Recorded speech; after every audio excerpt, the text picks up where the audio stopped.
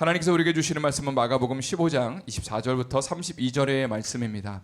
십자가의 역설이라는 제목 가지고 하나님의 말씀 나누기를 원합니다. 마가복음 15장 24절부터 32절의 말씀 함께 합독하도록 하겠습니다. 24절부터 하나님의 말씀 합독합니다. 십자가에 못 박고 그 옷을 나눌새 누가 어느 것을 가질까 하여 제비를 뽑더라. 때가 제3시가 되어 십자가에 못 박으니라. 그 위에 있는 죄패의 유대인의 왕이나 섰고 강도 둘을 예수와 함께 십자가에 못 박으니 하나는 그의 우편에 하나는 좌편에 있더라. 지나가는 자들은 자기 머리를 흔들며 예수를 모욕하여 이르되 아하, 성전을 헐고 사흘에 짓는다는 자여, 내가 너를 구원하여 십자가에서 내려오라 하고 그와 같이 대제사장들도 서기관들과 함께 희롱하며 서로 말하되 그가 남은 구원하였으되 자기는 구원할 수 없도다. 이스라엘의 왕 그리스도가 지금 십자가에서 내려와 우리가 보고 믿게 할지어다 하며 함께 십자가에 못 박힌 자들도 예수를 욕하더라. 하나님의 말씀입니다. 제가 미국에 유학을 온 것이 2009년이었습니다. 당시에 시간이 될 때마다 특별히 토요일 날 이제 시카고의 도심 선교, 노숙자 선교를 하시는 목사님을 저희가 가서 좀 도왔던 그런 기억들이 있습니다. 또 여름이 되면 서머 페스티벌이라고 해서 노숙자들을 초청해서 복음을 전하고 또 그들을 위해서 기도해주고 또 많은 분들이 회복하는 그런 역사가 있었습니다. 올해 그 선교 브로셔에 보시면 시카고 도심 선교라고 나와 있는데 그 노숙자 선교를 하는 곳에 저희가 찾아가는 거고요. 저도 함께 할 예정입니다. 혹시 이 자리에 계신 분들 또 온라인으로 함께 예배하는 분들 중에도 마음이 또 동하시고 내가 좀 함께 동참하길 원하신다 하시는 분들은 이게 짧습니다. 생각보다 기간이 수목금토만 다녀오기 때문에 여러분들 함께 기도하시는 마음으로 또 동참해 주시면 큰 은혜가 있을 거라고 믿습니다. 이곳에 섬기고 계신 분이 김광수 목사님이라는 분이신데 기도를 참 많이 하시는 분입니다. 또 하나님을 참 사랑하시는 분인데 노숙자 사역을 하는 가운데 사실 열매를 맺는 것이 쉽지가 않은데 하나님이 참 은혜를 많이 부어주셔서 노숙자들 가운데 회심하고 또 마약을 거래하는 사람들이 회심하고 주님 앞에 돌아와서 목회자가 되고 선교사가 되고 이제 그 다음으로 이 목사님 다음으로 이제 그 교회를 아마 이끌어 가시는 분이 그렇게 해서 원래는 마약을 거래했던 형제였는데 은혜 받고 신학교 가서 목사님이 돼서 아마 이제 조만간 이제 그 교회를 맡아서 그렇게 섬기시게 될 예정입니다. 또 한 번은 아이리스라는 여성분이 이제 파킨슨에 걸리셔서 이제 거의 걷지를 못하셨던 분인데 한 번은 서머 페스티벌 하는 가운데 성령의 놀라운 임재가 있는 가운데 이분이 정말로 은혜를 받으셔서 거기서 막 뛰면서 찬양을 하고 실제로 이제 엄청 많이 회복되셨던 그런 역사들이 있었습니다. 목사님 가운데 참 놀라운 성령의 은혜와 역사들이 많이 있었는데 제가 참 이분을 존경하는 이유는 뭐냐면 그러면 이제 참 많이 교만하기도 쉽고 인간적으로 이렇게 흘러갈 수도 있는데 평생을 노숙자를 섬기시고 사역하시면서 가난하고 힘들게 어렵게 사시는 그 모습에 또 많은 분들이 감동을 받았습니다. 또 그 성령의 놀라운 역사가 있는 곳에 항상 하나님의 말씀을 알려주기를 원하셨어요. 기도해 주시면 항상 말씀을 펴서 하나님께서 예를 들어 형제님 이사야 41장 10절 말씀을 주시네요. 이 말씀을 꼭 붙들으십시오 하면서 하나님의 말씀으로 항상 권고하셨던 그런 기억이 있습니다. 근데 제가 이 목사님을 잊지 못하는 이유가 하나 더 있는데 뭐냐면 제가 미국에 처음 와서 1년을 공부하고 1년을 쉬었습니다. 그리고 다시 1년을 공부해서 졸업을 했는데 그 1년 쉬는 동안에 목사님이 이제 주변에 그 시카고에 있는 목회자들을 주중에 함께 집에 모여서 기도하는 그런 모임을 가지셨고 지금도 갖고 계신 걸로 알고 있습니다. 제가 그 모임에 아내랑 같이 참여를 했는데 지하에 기도실을 좀 만들어서 우리가 그 목사님 집에 기도실을 만들어서 이제 같이 거기서 예배도 드리고 주님을 좀 바라보자라고 제안을 하셔서 기도 모임 끝나면 밥 먹고 오후에는 지하실에 내려가서 공사를 목사님들이 했습니다.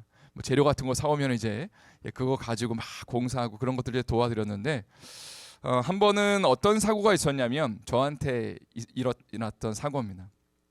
목사님이 좀 아찔했던 사고인데 전기 드릴을 가지고 이제 그 나무와 나무를 이렇게 고정을 하는 그 작업을 하셨어요. 그래서 제가 그거를 잡는 과정 가운데 이제 나사를 전기 드릴로 이렇게 꽉 조여서 드르륵 이렇게 박아야 되잖아요. 그게 이제 비껴 나가면서 저의 그 왼손가락 가운데가, 여러분 놀라지 마십시오, 전기 드릴이 관통을 했습니다. 예, 그래서 그날 피가 엄청나게 흘려졌고 저는 관통한지도 모르고 하룻밤을 지냈는데, 다음 날 이제 간호사 출신의 사모님이 보시더니 관통이 됐다 하면서 지금도 자국이 있습니다. 근데 하나님의 은혜 가운데 어쨌든 지금은 잘 고쳐주셨는데, 그 며칠을 제가 병원을 못 갔어요. 의료보험이 없었기 때문에. 그러면서 야, 이거 잘못하다가 내가 손가락 절단할 수도 있겠다, 이런 마음까지 들면서 한국을 돌아가야 되나, 이거 참 어떻게 해야 될지 참 난감하더라고요. 그래서 병원을 못 간다는 게 당시에 얼마나 큰 고통과 어려움이었는지를 알 수 있었고요. 근데 마음 가운데 또 하나님 이런 마음을 주셨습니다. 주님, 이 손가락 주님이 가져가신다면 제가 드리겠습니다. 그런 기도까지도 했던 그런 경험이 있습니다. 어쨌든 간에 당시에 이런 사고를 당하면서 예수님 얼마나 아프셨을까. 저는 이 전기 드릴에 한번 이렇게 관통되는 것만으로 이렇게 아파하고 힘들어하고 걱정하고 염려하는데, 주님은 못이 박히시고 창에 찔리시고 그리고 엄청난 물과 피를 흘리시는 것이 얼마나 아픔과 고통이 되셨을까라는 그런 마음을 제가 먹었던 그런 경험이었습니다. 오늘 본문은 예수님이 십자가에 못 박히시는 장면을 묘사하고 있습니다. 오늘 본문의 24절 말씀을 한번 다 같이 저희 읽어보도록 하겠습니다. 십자가에 못 박고 그 옷을 나눌새 누가 어느 것을 가질까요? 제비를 뽑더라. 로마 군병들은 예수님을 십자가에 못 박고 예수님의 옷을 나누는 가운데 그것을 제비 뽑았다. 그러니까 예수님을 벌겨 벗기고 로마 군병들은 그 옷을 뽑으면서 장난질을 하는 그런 장면을 생각하시면 될 것 같습니다. D.A. 칼슨이라는 신학자는 십자가의 처형에 대해서 다음과 같이 묘사하고 있습니다. 한번 제가 읽어드릴게요. 당시에 가장 잔인하고 공개적이며 수치로운 로마 처형 방식 중에 하나입니다. 못이나 밧줄로 고정된 피해자의 뻗은 팔은 수직 말뚝에 올려져 부착된 대들보에 고정되어 있습니다. 그런 다음 다리를 유사하게 부착하여 수직으로 걸치거나 발 받침대에 지지했으며 피해자는 조기 사망을 방지하기 위해 종종 작은 지지대 위에 앉았습니다. 내부 장기에 손상을 주지 않고 심각한 혈액 손실로 일으키지 않으며 쇼크나 근육 피로로 인한 느린 질식으로 인해 사망이 이를 때까지 최대 3일 동안의 고통을 지속되도록 설계되었습니다.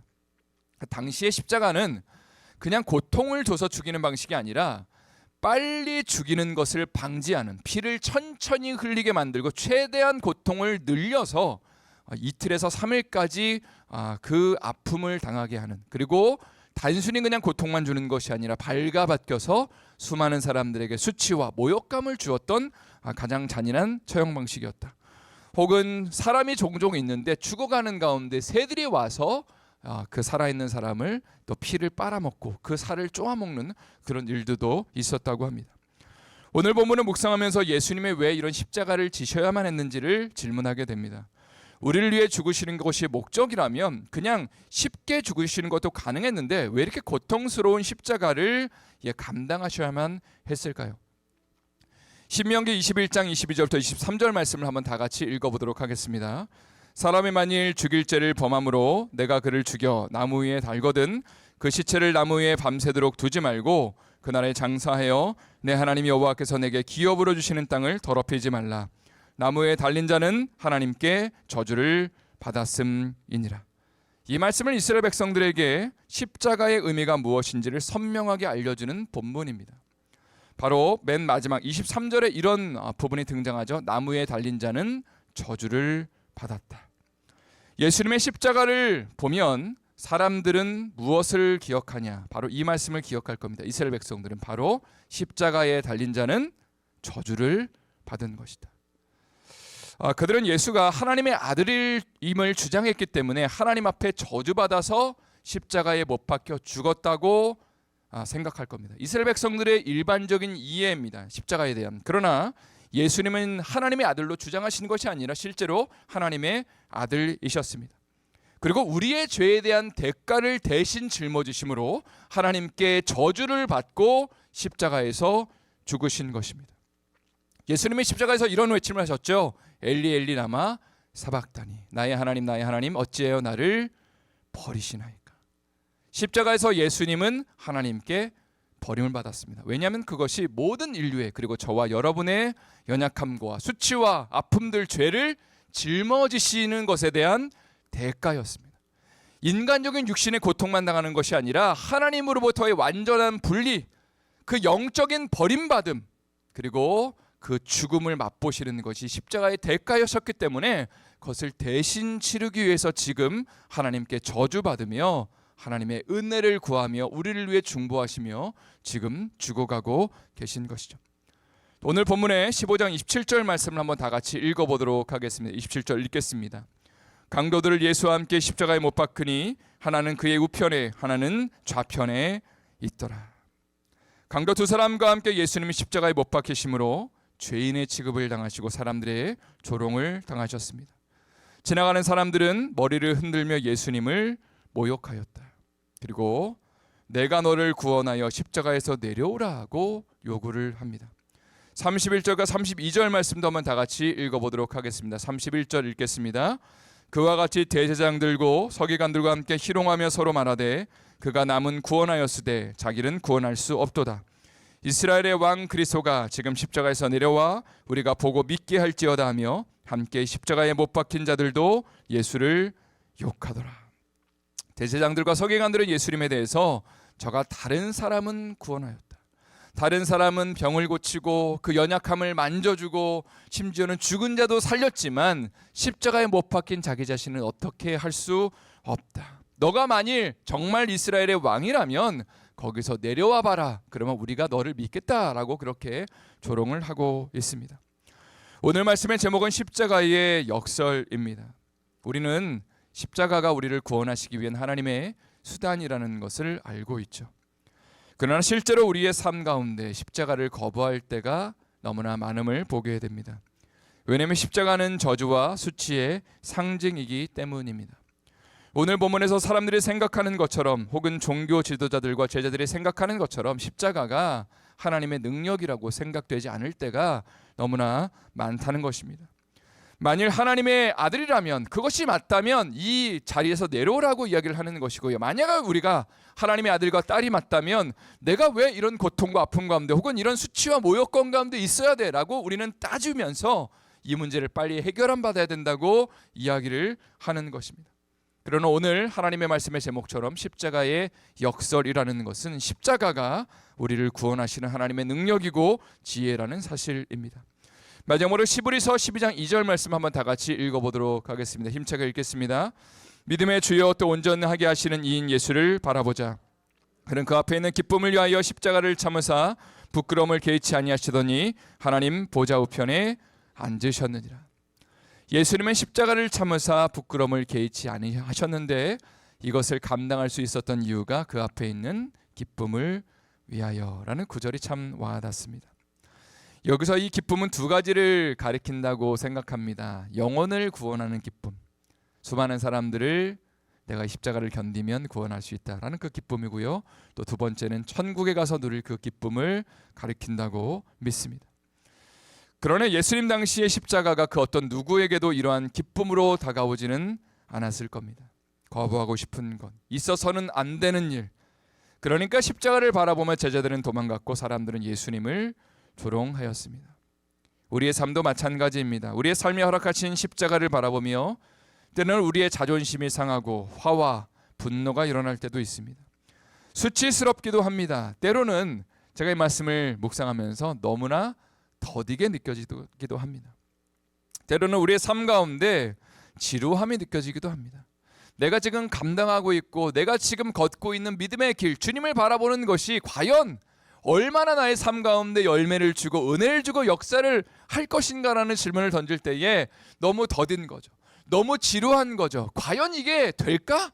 과연 이게 하나님의 능력일까라고 고백하는 시점들이 저와 여러분의 삶 가운데 너무나 많이 다가온다는 것입니다. 그러나 분명한 확신 중에 하나는 무엇이냐면 십자가는 하나님의 능력입니다. 여러분 아멘이시죠? 십자가는 하나님의 지혜입니다. 그리고 또 한 가지 더 우리가 가져야 되는 확신 중에 하나는 뭐냐면 십자가를 예수님이 걸어가셨다면 우리도 그 길을 따라가야 한다는 사실입니다. 나를 부인하고 나의 자존심을 버리고 그리고 주님이 원하시면 내 시간과 몸과 자존심까지도 내려놓고 주님을 따라가는 그 길 가운데 하나님의 영광이 임하고 하나님의 기쁨이 임하고 그리고 주님의 그 놀라운 열매가 우리의 삶을 통하여 맺혀질 줄을 믿습니다. 이러한 은혜와 축복이 우리의 삶에 넘쳐날 수 있기를 예수님의 이름으로 축원드립니다.